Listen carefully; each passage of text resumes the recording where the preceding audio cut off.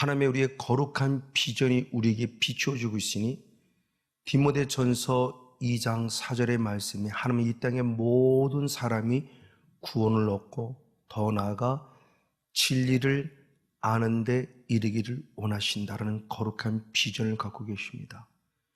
하나님 이 땅의 모든 사람이 한 영혼도 지옥 가기를 원하지 않고 다 천국 가기를 원한다는 거룩한 비전을 갖고 계시죠. 그럼 이 비전은 언제부터 있었느냐? 디모데후서 1장 9절의 말씀에 하나님을 구원하기를 원하는 것은 영원한 때 전부터 있었던 하나님의 은혜다라는 표현을 통해서 창조 이전의 영의 세계부터 가지고 있던 주님의 거룩한 비전임이 우리에게 분명히 말씀을 통해서 가르쳐주고 있습니다. 맞습니다. 바로 이 거룩한 구원의 비전을 하나님은 비밀이라는 단어를 통해서 말씀해요. 그래서 골로새서 1장 26절 말씀에 이 비밀은 창세 전부터 있던 것이다. 즉 비밀은 만세와 만대로부터 세 번역 성령은 영원한 전부터 감추었던 것이다. 근데 때가 되어 드러났다고 표현해요. 똑같은 말씀을 로마서 16장 25절과 26절의 말씀을 통해서 보면 영원한 때 전부터 감추었던 것인데 바로 때가 되어서 나타났다. 그러면서 그것이 비밀의 계시다라는 말씀을 통해서 하나님의 거룩한 비전이 비밀이라는 단어를 써서 숨겨 있었다가 때가 되어 나타나며 뜻을 이루었을 말합니다. 그런 그 비밀은 뭐냐는 거죠. 골로새서 1장 27절에 바로 예수 그리스도가 우리에게 숨겼던 비밀이고 다시 나타났다는 것을 말씀해요. 그래서 베드로도 똑같은 말을 했으니 베드로전서 1장 20절의 말씀에 창세전부터 미리 알리신 바 된 예수 그리스도 감추었다가 드디어 말세를 맞이해서 우리에게 나타나셨다라는 단어를 통해서 구원의 계획은 창조 이전의 영의 세계부터 있었던 하나님의 거룩한 뜻 비전이었고 그것이 감추어져 있다가 드디어 말세 때 예수 그리스도를 땅에 보내시면서 나타내셨고 그 말씀을 이루셨음을 우리에게 가르쳐주고 있어요. 즉 구원에 관한 거룩한 비전은 미리 아신 바 되셨고 미리 정하신 것을 때가 되어 이루시고 성취하셨다라는 하나님의 절대적 주권임에 대한 부분을 성경은 말합니다. 결국 이 말씀을 강조하는 것은 하나님의 말씀, 언약, 약속은 반드시 이루어진다는 거죠. 그래서 대표적으로 누가복음 1장 45절의 말씀에서도 말씀은 반드시 이루어지리라 라는 말씀을 통해서 하나님의 말씀, 언약은 절대 거짓말이 아니고 반드시 이루어짐을 통해서 말씀이 진림을 확증시켜주고 하나님이 살아계심을 확증시켜주는 놀라운 축복의 언약이고 말씀을 강력하게 우리에게 알려주고 있습니다. 그럼 숨겨진 이 비밀, 구체적인 내용은 과연 무엇일까요? 창조 이전의 영의 세계 때부터 숨겨있던 거룩한 예정된 비밀은 사도행전 1장 23절에 미리 아신 대로, 미리 정하신 대로 예수 그리스도를 십자가에 못 박아 죽였다라는 사건이에요. 즉 예수님은 우리를 구원하기 위해서 가장 먼저 영혼의 문제인 죄 문제를 해결해 주셔야 되는데 그 죄 문제를 해결해 주시기 위해서 우리 속에 예수 그리스도의 십자가 죽으심으로만 그것이 이루어짐을 이미 약속, 언약하셨고 그것을 때가 되어 이 땅에 오셔서 성취시켜 준 거죠. 숨겨진 비밀을 드디어 드러냄을 통해서 말씀이 진리이고 하나님의 살아계심을 증명하셨다는 것을 사도행전 2장 23절의 말씀을 통해서 확증시켜주고 있습니다. 맞습니다. 이 구원에 대한 이 모습을 예수님이 친히 부활하신 다음에 엠마오로 내려가던 두 제자에게 그걸 허락하시고 그 약속을 이루시고 그 약속의 말씀을 증명하십니다. 그래서 누가복음 24장 26절 27절의 말씀은 바로 그리스도가 이런 고난을 받는 것은 이미 모세와 그리고 선자들에게 글로 시작해서 성경에 쓴 바 자기에게 되는 것을 자세히 설명하세요. 즉 오늘 내가 나 된 것은 내가 그냥 된 것이 아니라 이미 창조전에 영에 새겼던 계획이었고 그것이 선자들에게 비추어졌고 선자들이 기록된 그 글이 바로 나다라는 모습을 증명하셨다는 사실이에요.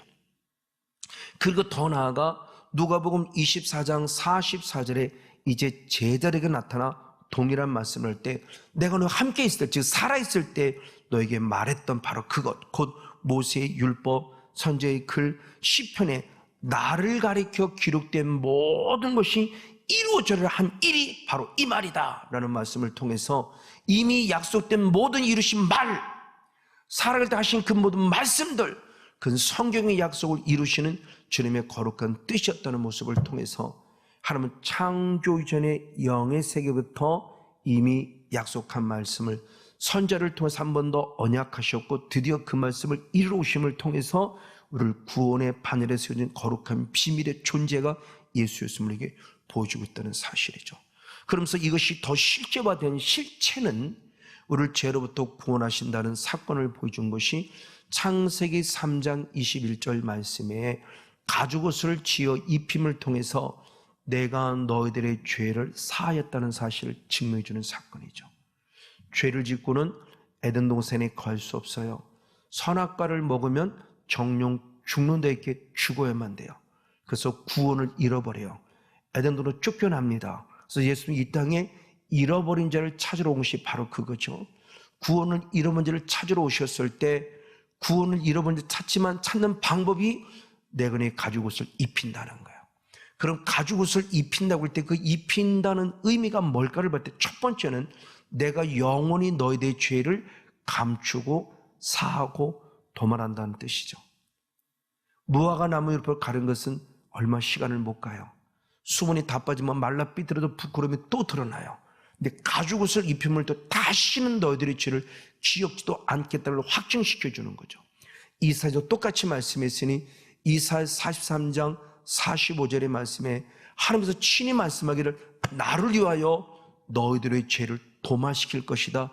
이것이 바로 내가 영광을 받는 것이라고 말하며 우리가 철저히 회개할 때 하나님은 하나님 자신의 영광을 위하여 우리들의 죄를 분명히 사하시고 기억지도 않으시고 도말시켜도 깨끗하게 씻어내는 것을 가죽옷의 비밀을 통해서 확증시켜 줬습니다. 그리고 또 가죽옷의 비밀을 또 알려준 또 다른 모습은 가죽옷을 입혔다는 것은 누군가가 나를 위해 대신 죽었다는 것을 또한 상기시켜 주기도 합니다.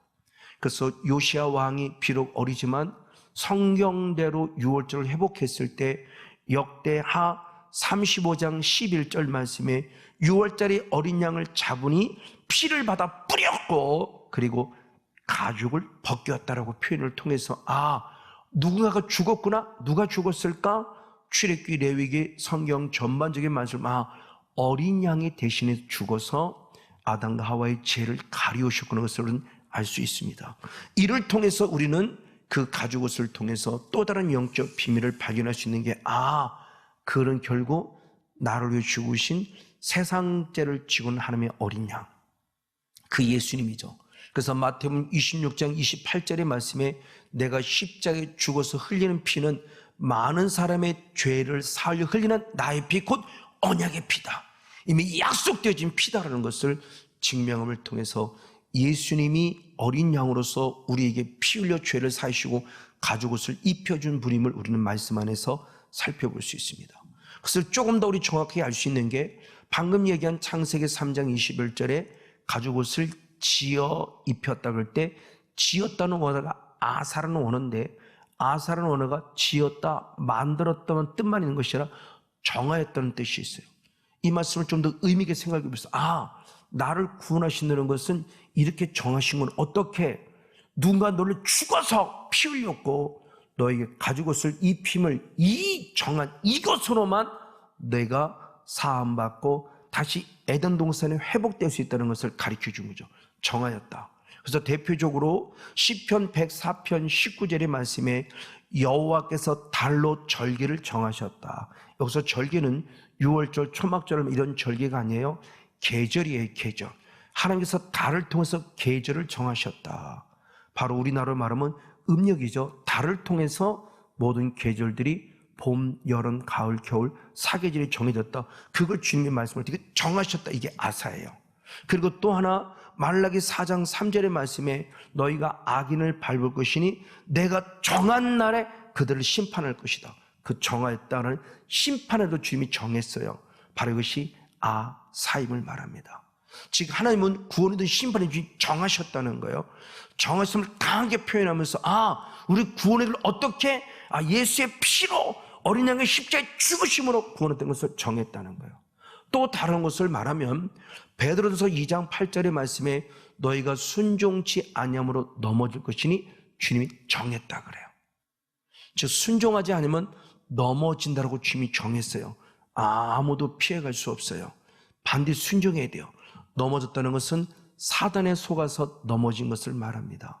바로 이것이 정해진 거예요. 불순종은 나는 사단에 속아서 넘어졌다는 이미 영적으로 정해진 거구나 하는 것을 안다면 그 가죽 옷을 지어 입혔다 때 그 지었다는 것이 나를 구원할 때 어떻게 구원하기로 정하셨구나. 예수의 피로 예수 믿으는 거룩한 가죽 옷으로 그리스도로 옷 입어서 나를 구원하기를 정하셨다는 것이죠. 바로 이런 모습을 통해 보면서 하나님의 말씀은 반드시 이루어짐에 있어서 정한 대로 이루어지는구나. 특별히 구원하기 위해서 더 대표적으로 베드로전서 1장 2절의 말씀에 미리 아신 대로 주님 말씀할 때 우리는 예수님 핏불에 택함 받았다. 주님이 정하셨어요. 어떻게? 미리 아셨어요. 예지예정. 즉 하나님이 창조의 영에서 정해서 우리를 어떻게 구원하기로 어떻게 예수의 피로 핏불임 받음으로 구원하기로 정하셨다고 성경은 말씀하고 있다는 사실이요. 바로 이 비밀입니다. 이걸 사도 바울은 에베소 1장 예정론에 관한 것이 중요한 말씀인 게 에베소 1장 4절로부터 7절까지 말씀을 통해서 창세전부터를 택하셨다. 택하심을 통해서 5절에 자기의 아들들이 되게 하셨다. 그럼 어떻게 자기 아들을 되게 하느냐? 7절의 말씀에 죄사함으로 말미암아 이미 예정되신 거예요. 창조전의 영에서부터 미리 정해진 거예요. 그 정해진 과정들을 예수님이 실제로 나타나서 우리에게 증명 십자가의 죽으심을 통해서 피 흘림을 통해서 우리를 구원하셨다는 것을 증명해 주고 있습니다. 그럼 이렇게 구원받은 우리는 어떻게 되느냐? 하나님의 아들이 되었다로 끝나면 안 돼요. 이제 하나님의 아들이 되었으니 내가 하나님의 아들임을 인정받는 삶을 사는 열매가 필요해요. 그래서 마태복음 7장 20절의 말씀에 열매를 보고 너희를 알리라. 주님은 나를 아시는데 언제 하냐? 열매를 보고 아신다고 성경에 말씀해요. 그 열매를 보고 안다는 것은 앞에 옳다 인정함을 받는다는 거죠. 그래서 고린도서 10장 18절 말씀에 바울도 하나님께 옳다 인정을 받는 것은 사람에게 칭찬을 받는 것이 아니라 하나님께 주께 칭찬을 받는다는 거예요. 그런 대표인 예가 누구냐? 아브라함이죠. 그래서 아브라함은 창세기 15장 6절을 통해서 의롭다 여기심을 받았어요. 근데 의롭다 여기심을 받으면 끝나지 않습니다. 창세기 22장 12절의 말씀에 이제야 네가 나를 경외한 줄 알았다고 말하며 아들 이삭을 바치는 말씀에 순종했을 때예요. 즉 창세기 15장 6절에서 창세기 22장까지는 약 40년의 기간, 아들을 낳음이 25년 만에 낳았죠. 그리고 이삭을 바칠 때가 12살이 좋게 넘었다고 보는 겁니다. 그럼 25년에 11을 보면 37년, 그보다 넘었으니 약 40년이 지난 다음에야 믿음의 사랑, 이제야 네가 나를 경외한 줄 알았다는 믿음의 조상으로 인정받는 모습을 봐요. 이렇게 인정을 받아야 돼요. 그 인정을 받으면서 이제 살아갈 때 우리가 열매를 맺는데, 열매를 어떻게 맺느냐? 우리 이미 요한복음 15장을 통해 보았어요. 예수의 피로 깨끗해야 되고요, 성령의 불로 영적 손질을 통해 깨끗해야 되고요, 말씀 안에 거함으로 깨끗해야 되고, 4절대로 주님 앞에 달라붙어서 깨끗할 때 열매를 맺는다고 그래요. 그럼 오늘 또 다른 것들을 봤을 때 오늘 본문 요한복음 12장 24절의 말씀에 보니 한 알의 밀알이 땅에 떨어 죽으면 많은 열매를 죽는다는 것을 가르쳐줘요. 그럼 죽는다는 것이 무엇이냐는 겁니다. 그분의 모습을 요한복음 12장 32절의 말씀에 내가 땅에서 들리면 많은 모든 사람을 내게 이끌리라. 땅에 들린다라고 표현했어요. 그걸 현대어 성경에서는 십자가 앞에 높이 달렸을 때 이렇게 표현한 거예요. 높이 들린다. 그럼 들린다는 원어가, 이 들린다는 단어가 어디서 소용이 됐었느냐? 출애굽의 과정 속에서 원망, 불평, 불만하다가 결국 노뱀에 물려 죽습니다. 그때 민수기 21장 9절의 말씀에 노뱀을 만들어 장대에 다니 뱀에게 물린 자마다 노뱀을 쳐다본 적 살다를 때 노뱀이 달렸다. 뱀에게 물려 죽은 많은 사람들이 오히려 노뱀을 보면서 살았다라고 했을 때 그 거룩한 비전, 그 소망, 그 꿈, 노뱀이 들렸다고 할 때 사용된 단어입니다. 그래서 예수님께서도 요한복음 3장 14절에 스스로 말씀했을 때 모세가 광야에서 뱀을 든 거 인자도 들려야 할 것이다, 이렇게 표현했고요. 역시 요한복음 8장 28절 말씀에 인자를 든 후에 내가 그인 줄 너희가 비로소 알았다. 바로 때 이 말씀을 역시 현대인 성경은 나를 십자가에 못 박아 죽인 다음에야 너희가 내가 그리스도를 알았다. 들렸다는 것이 결국 뭐냐? 예수님 십자가에 못 박혀 죽으신 거, 그런 것을 상기시켜 주고 있는 거예요. 맞아요. 그러면서 이 예수를 바라봐야 된다는 겁니다. 그래서 히브리서 바로 12장 2절의 말씀에 믿음의 주요 온전히 하신 예수를 바라봐라. 저는 십자가를 삼으사 부끄러움이 개의치 아니하셨다. 당당히 십자가 진 바로 하나님의 어린 양 유월절, 그 어린 양, 그 예수를 보는 자가 산다는 거죠. 그게 노뱀이 들렸다는 것을 말하며 예수님이 십자가에 죽으실 때 그 십자가에 신 예수님을 바라본 자가 산다는 사실을 강력하게 우리에게 가르쳐주고 있는 거예요. 맞아요. 그러면서 우리는 이제는 나도 예수님처럼 죽을 때 열매를 맺는다는 것을 적용시켜야 되겠죠. 그래서 예수님의 죽으심은 먼저 나를 대신해서 죽은 거예요. 그래서 대표적으로 베드로전서 3장 18절 말씀에 그리스도께서 한 번 죄를 위하여 의인으로서 불의한 자를 대신하셨다. 예수님은 의인이에요. 불의한 이 성건용 목사, 불의한 우리를 대신해서 죽으셨어요. 그래서 예수님 스스로 말할 때는 마태복음 20장 28절의 말씀에 인자가 온 것은 많은 사람을 대속하여, 즉 자기 목숨을 많은 사람의 대속물로 주려 함이라, 섬기러 오셨다는 거죠. 당신이 스스로 죽으면서 많은 사람이 죽을 대신 죽으신 대속물이라고 예수님 스스로도 말씀을 표현하고 있어요. 이게 그러면서 우리가 가야 할 길이라는 거예요. 예수님으로 가는 것으로 끝나냐? 아니다. 그래서 마태복음 16장 24절의 말씀에 너희가 나를 따르려거든, 지금 너희가 내 진짜 제자가 되려거든 자기를 부인하라, 그리고 자기 십자가를 지라, 그리고 예수님의 십자가를 따라오라 라고 말씀해서 자기가 부인되고 자기 십자가를 지는 철저히 내가 죽어야 될 것을 말씀해. 그게 예수님을 따라가는 십자가의 길이고 진정한 제수자가 된다는 것을 말해요. 그러면 바로 이런 모습 안에서 자기 십자가를 지고 나를 쫓아내는 그 배경이 있죠. 그냥 무조건 이 말씀이 나온 게 아니에요. 그럼 예수는 뭐냐? 베드로가 주는 그리스도시요 살아계신 하나님의 아들은 거룩한 신앙을 고백할 때, 그래 내가 복이 있구나, 그것을 하나님의 알것이 축복하면서 그러면서 나를 이긴다. 비로소라고 표현하면서 나는 이 땅에 죽으러 왔다는 걸 참 고백을 해요.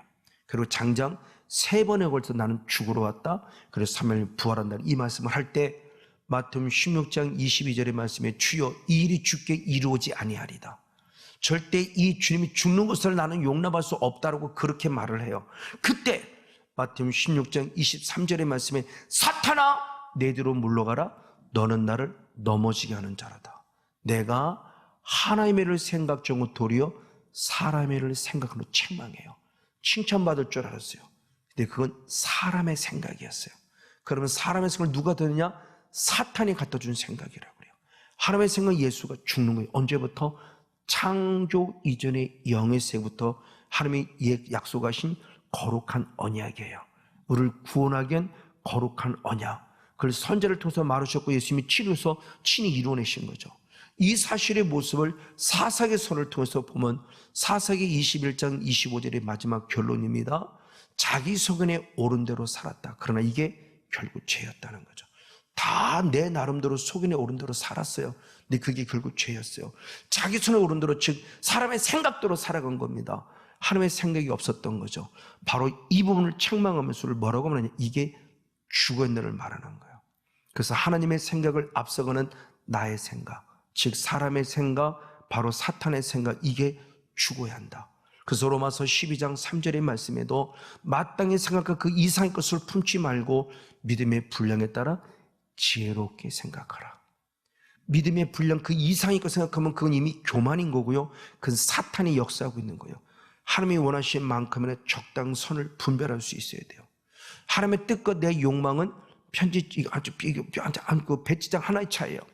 까딱 잘못한 하나님의 거기서 선한 뜻이 내 욕심으로 타락할 수 있어요.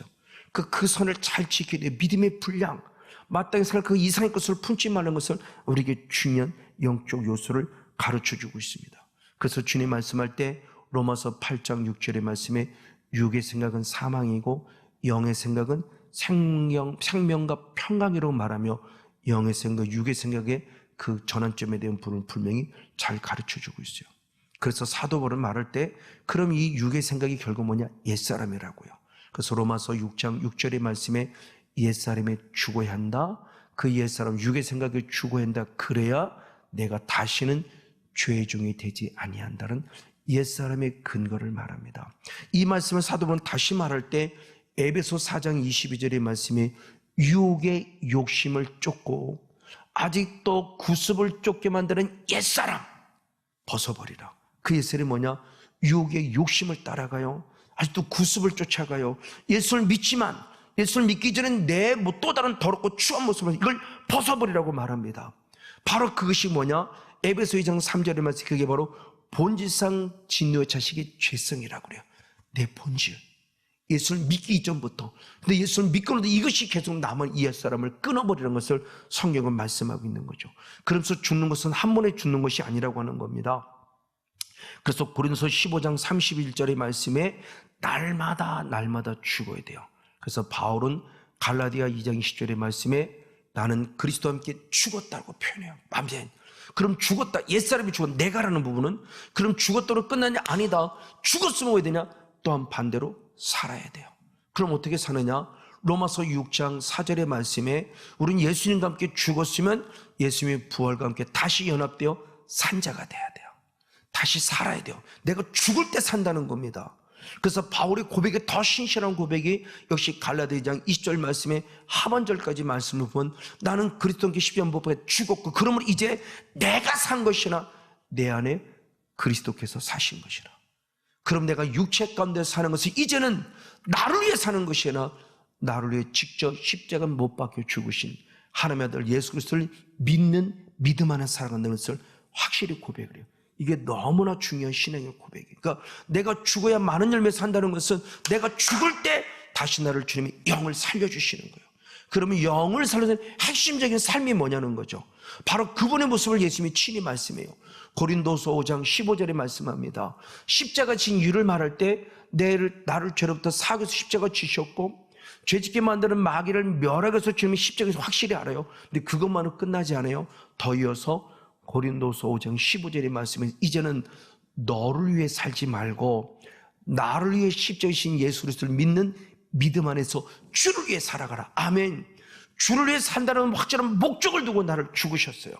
그냥 죄 용서로 끝나지 않아요. 마귀를 멸하는 끝나지 않아요. 이제는 죄사 먹고 마귀를 멸했으면 이제 주를 위해 산다는 겁니다. 그래서 바울은 스스로 고백할 때 로마서 14장 8절의 말씀에 중요한 고백하니 살아도 주를 위해 살고 죽어도 주를 위해 죽는다. 나는 주의 것이기 때문이라고 분명히 멋진 고백. 이게 우리가 이제 주를 위해 살 것을 말씀해요.